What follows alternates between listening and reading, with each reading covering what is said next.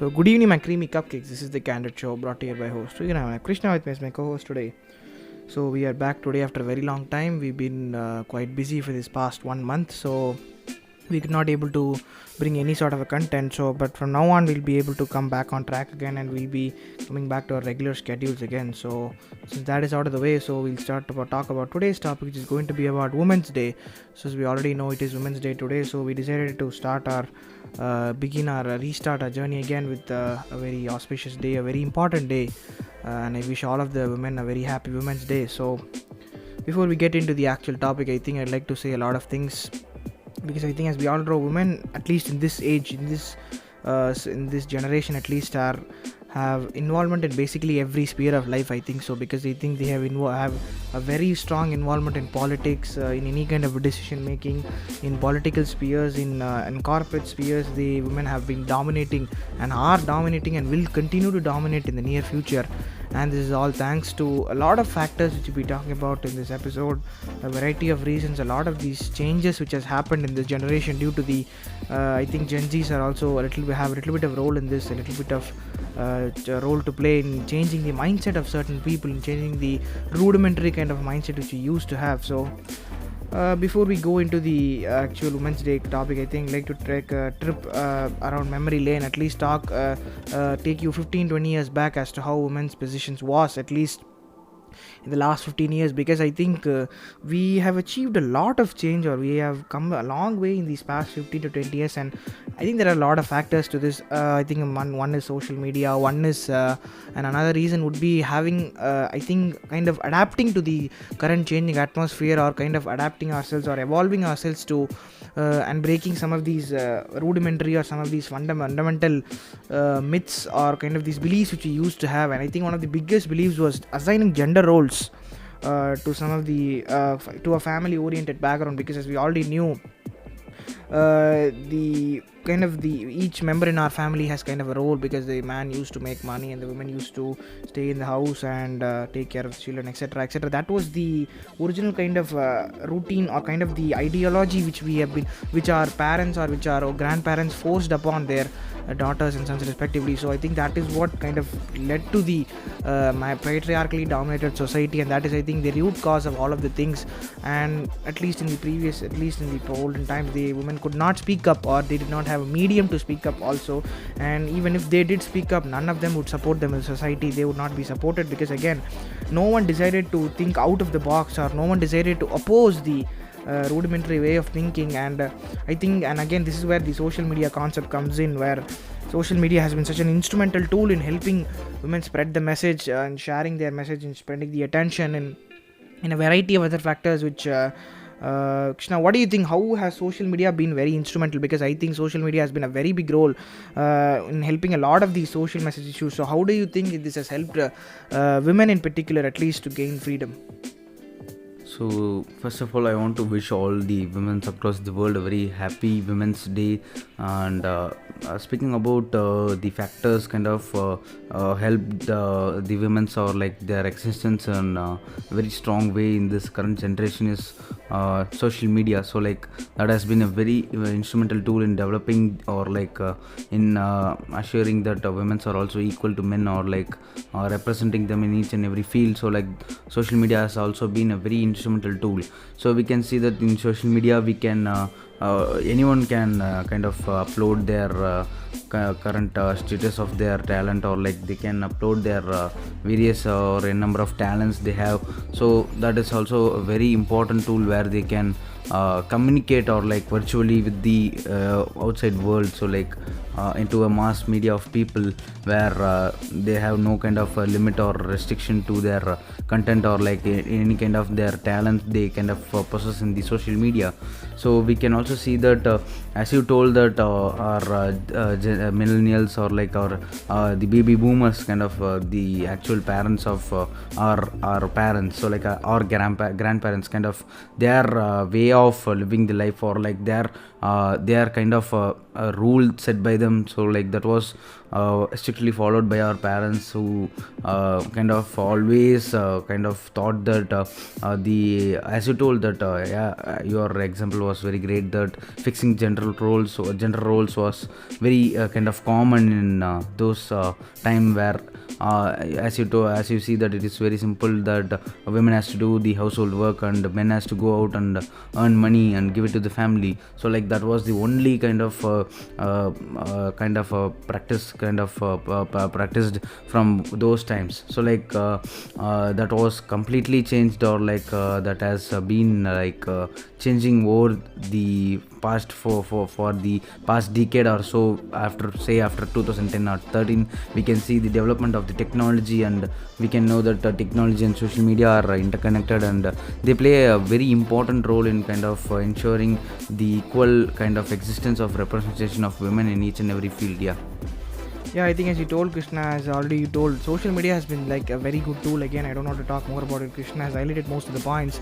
So I think I'd like to talk about the current situation of women, how women are, that is, what is the current situation, what is like an average estimate of women entrepreneurship, or various statistics / details about how many women businesses are there, so etc. So a very important kind of an observation which I made while taking some of these facts was that the highest level of degree possessed by some of these women in India is actually pretty surprising to me, because 72% of the women have completed a PG degree in our India, and 23% have done about UG, and about 5% have completed their doctorate. So I think a very important fact which you want to note in this is that the literacy rate has spiked a lot, I think so, because I think this is a humongous amount of growth, because nearly this kind of tells us that women are actually being allowed, and parents are actually starting to understand that freedom is indeed necessary, and the women are actually starting to make a name for themselves, and they are not kind of still shackled in the chains of patriarchal society again. So this definitely shows that a lot of change has taken place in this past 10 years, because I think if we talk about the same amount of statistics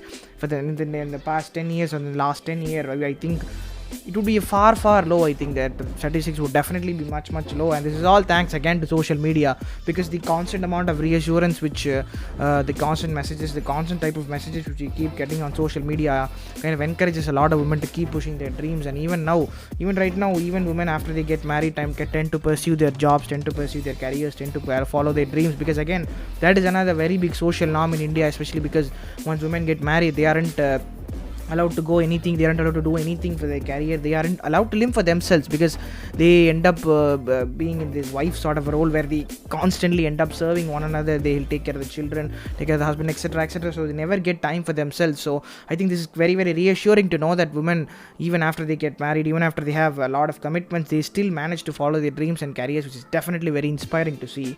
And another very cool fact, or another very important fact, is that 16% of the women generally choose to go to the creative writing or design side.